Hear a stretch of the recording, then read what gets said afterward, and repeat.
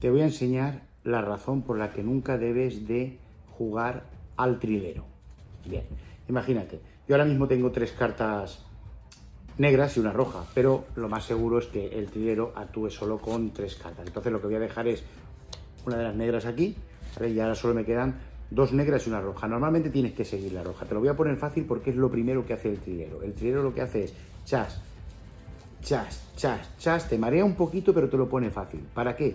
Para que tú digas, la roja está ahí y él te paga. Bien, pero después te lo complica un poquito, aunque te lo sigue poniendo fácil para que te confíes, para que te calientes, para que apuestes cada vez más dinero porque lo ves fácil.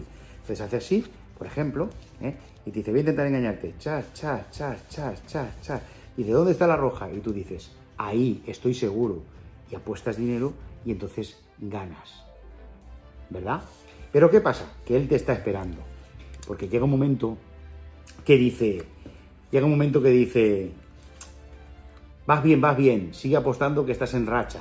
Y entonces, ¿qué hace? Pues te intenta engañar de otra manera, ¿no? Hace así, dice, tú imagínate, tienes 2 negras y una roja, y tú sabes que la roja está ahí, ¿vale? Y haces así, y haces, imagínate, ¿no? Voy a poner, chas, chas, chas, chas, chas, chas, chas, chas. Y entonces, tú que ya estás confiado, dices, doble o nada. Es decir, lo que has ganado, si lo pierdes me das el doble, y si no, pues ganas el doble. Madre mía, qué barbaridad, estoy seguro. Porque si aquí están las 2 negras, esa tiene que ser la roja. Y lo apuestas todo, y ahí es donde es tu error. ¿Por qué? Porque aquí también está la negra. ¿Y dónde está la roja? Donde menos te lo esperas. Nunca juegues al trilero.